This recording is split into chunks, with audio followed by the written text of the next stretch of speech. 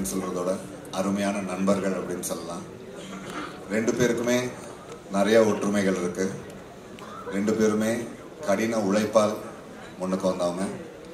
ரெண்டு பேருமே எளிமையானவங்க, இனிமையானவங்க, நட்புக்கு தோள் கொடுத்து துணை நிற்பவங்க. அந்த ரெண்டு ஒற்றுமையுமே ரெண்டு பேருக்குமே இருக்கு. இவங்க ரெண்டு பேருக்குமே the establishment is huge and they have branches all over the world. Even though ரெண்டு பேரும் வேற வேற பிஸ்னஸ்ல இருந்தாலும் பிரிட்டோ சார் வந்து என்ன சொல்லலாம், he started as a professor Loyola Collegeல and then from there he moved to logistics. எனக்கு இந்த லாஜிக் புரியல.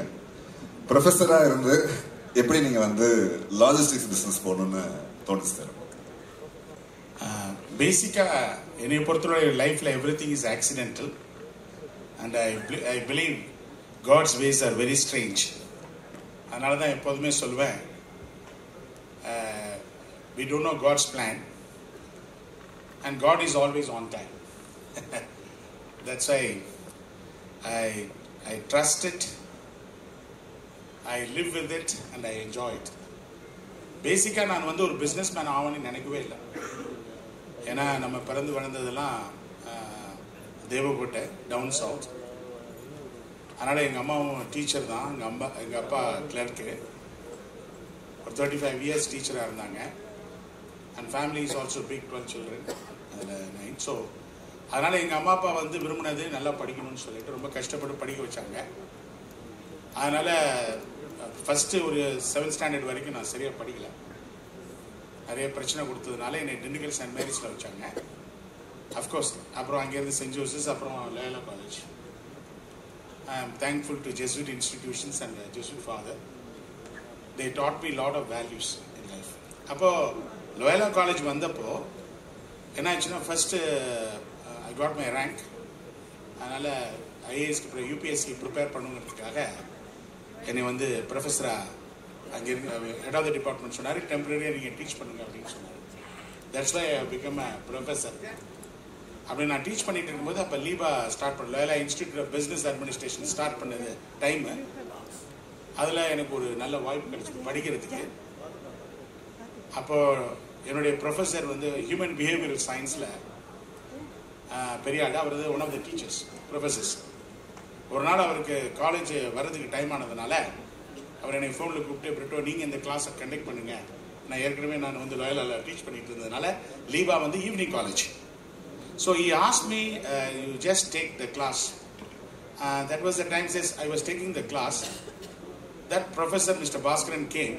நான் எடுத்துகிட்டு இருந்ததை பார்த்துட்டு he felt he didn't want to come inside the class.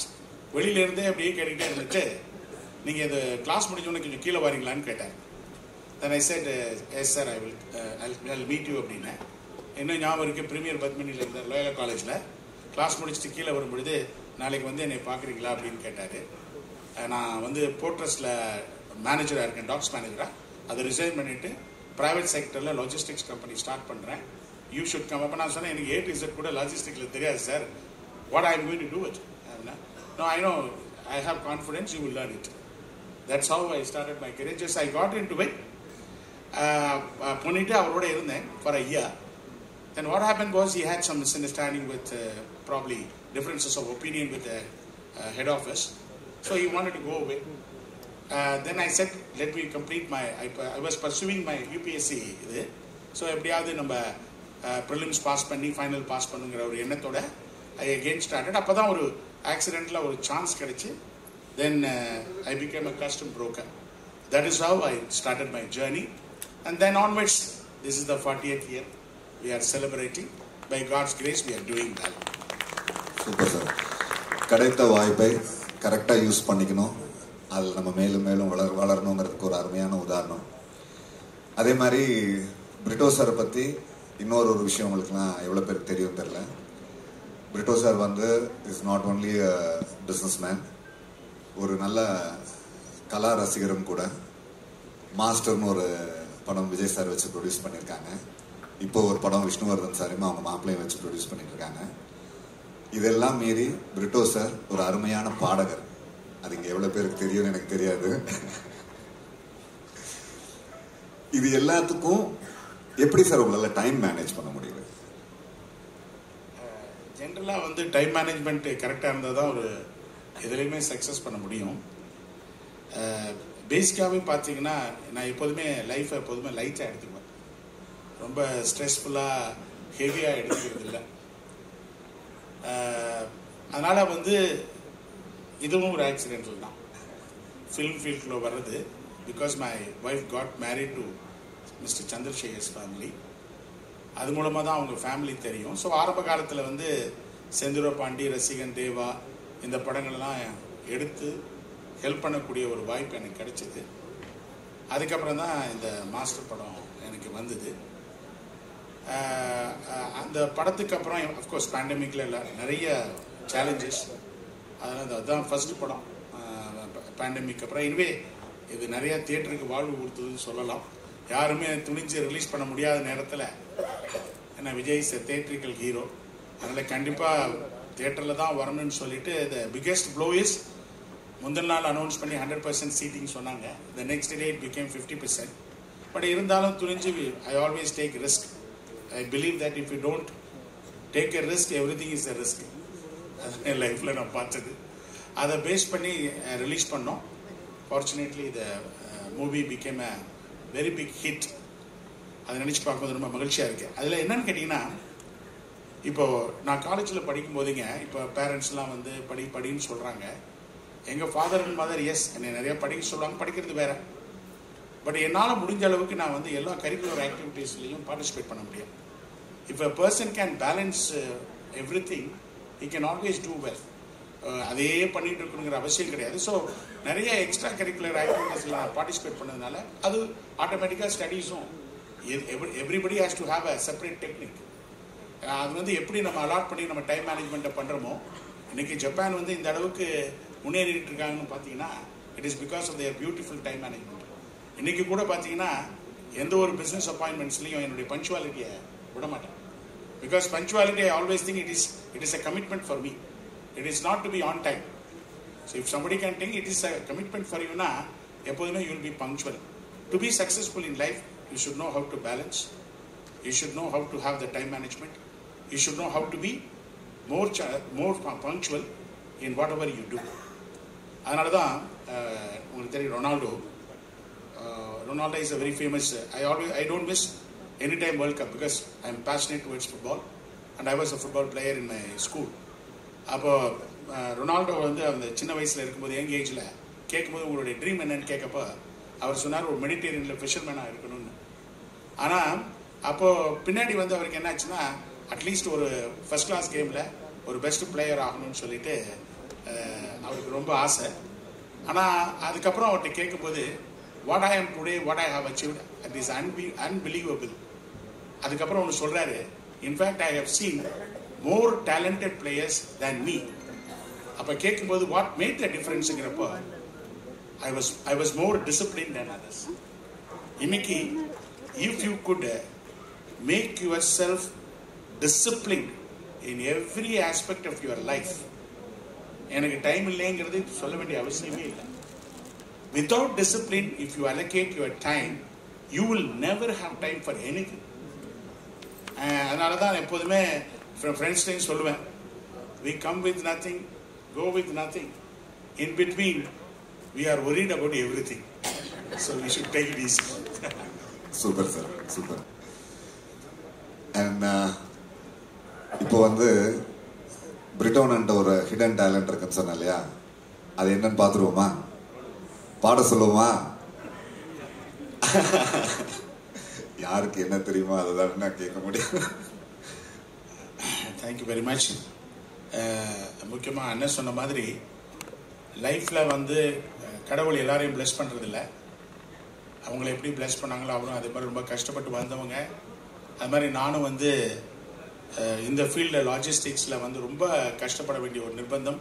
இப்போ அவர்கிட்ட உட்காந்துருக்கும் போது கூட பேசிகிட்டு இருந்தேன், நம்ம ரெண்டு பேரும் நம்முடைய இளமையை ரொம்ப சாக்ரிஃபைஸ் பண்ணியிருக்கோம்னு சொல்லிட்டு இருந்தேன். காரணம் என்னன்னு கேட்டிங்கன்னா, நான் வந்து 84 ஆரம்பித்து 96 வரைக்கும் மோட்டர் பைக்கில் தான் இருந்தேன். ஆனால் எங்கள் சொந்தக்காரங்களும் ரிச் கிடையாது, யாருமே பிஸ்னஸ் பீப்புளும் கிடையாது, யாரும் ஹெல்ப் பண்ணுறது கிடையாது, பேங்க்கும் பணம் கொடுக்கறது கிடையாது, சொத்தும் கிடையாது, ஒன்றும் கிடையாது. எங்கள் அப்பா எனக்கு விட்டு போனது சைக்கிள் தான்.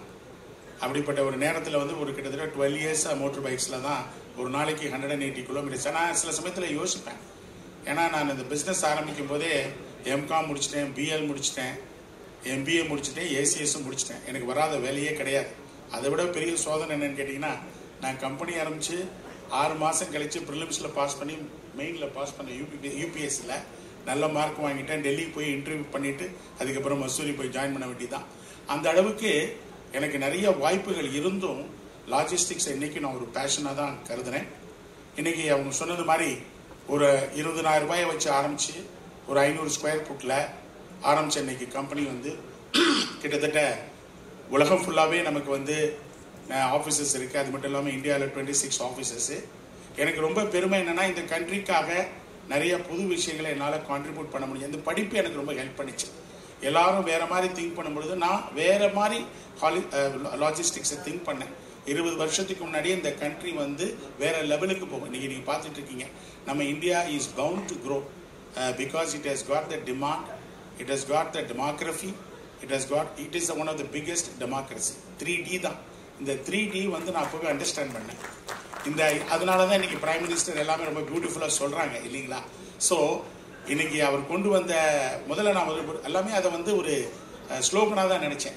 Make in India, digital India, and then you talk about skill India, infra India, எல்லாமே ஒரு ஸ்லோகன் நான் நினச்சேன். இன்னைக்கு சொல்யூஷன்ஸ் நமக்கு கிடைச்சிட்டு இருக்குது.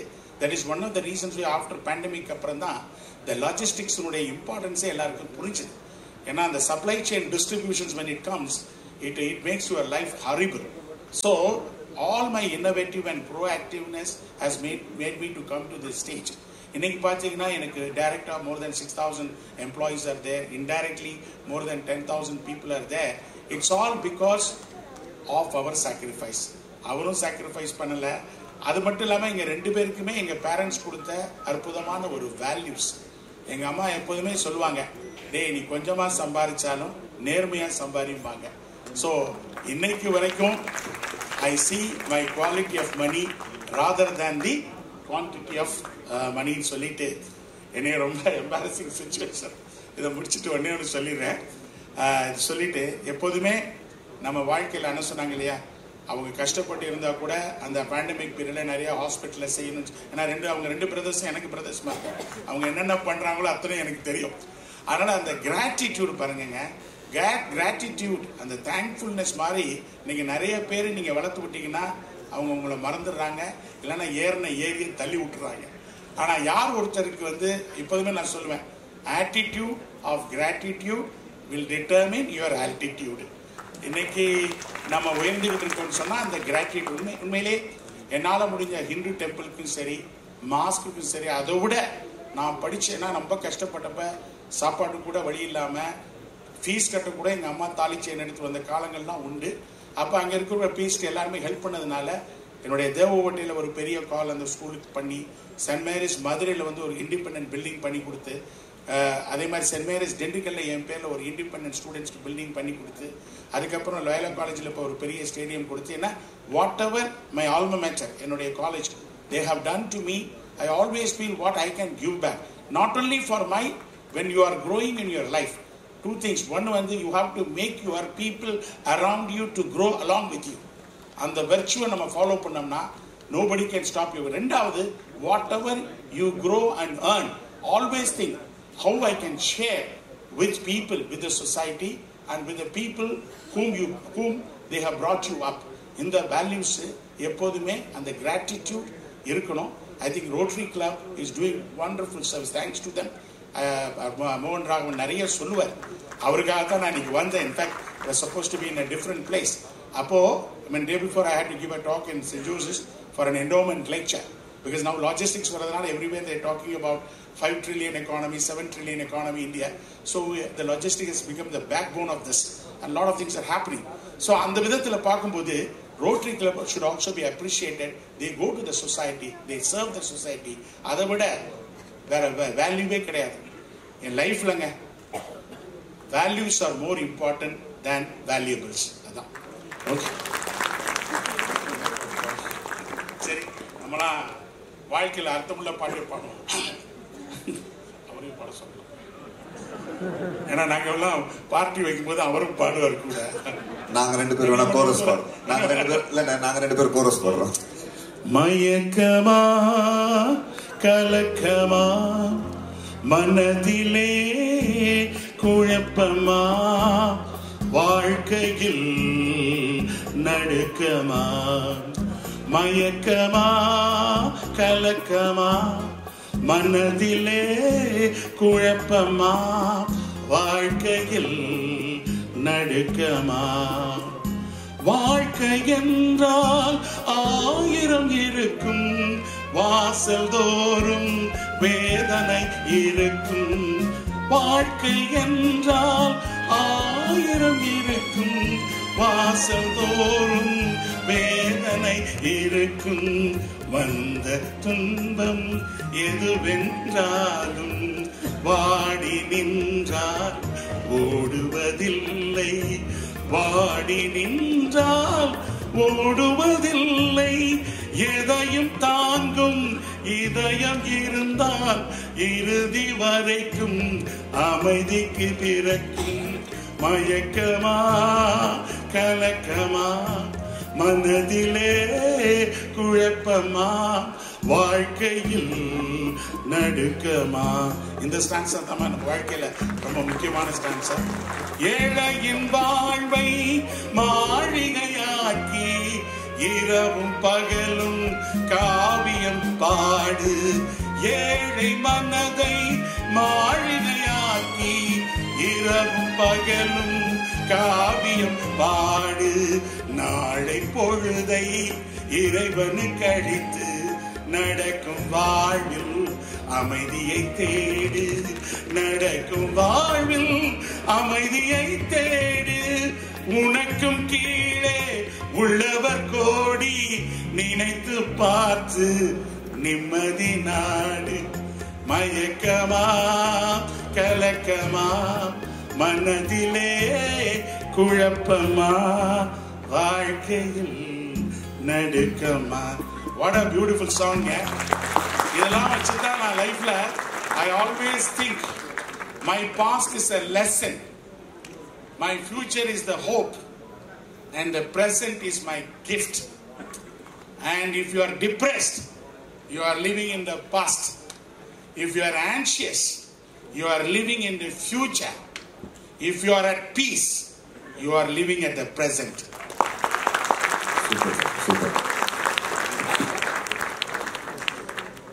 இவங்க 2 பேர்கிட்ட இருந்தோம் நம்ம முக்கியமா கத்துக்க வேண்டியது, தெரிஞ்சுக்க வேண்டியது, நம்ம ஆசைப்பட்டதை செய்யணும், அதுக்கு முழு மனசோட நம்ம முயற்சி பண்ணி உழைக்கணும். உழைச்சோன்னா அதோட பலன் உடனடியாக கிடைக்கலனாலும் நிச்சயமா அதற்கான பலன் ஒரு நாள் கிடைத்தே தீரும். அது 2 தான் இவங்க 2 பேரையும் பார்க்கும்போது எனக்கு புரியுது, தெரிஞ்சுக்கிறேன். இவங்க 2 பேருக்கும் ரோட்டரி சார்பில் கௌரவப்படுத்துறதுக்காக ரோட்டரி பினாக்கிள் அவார்ட் கொடுக்குறாங்க.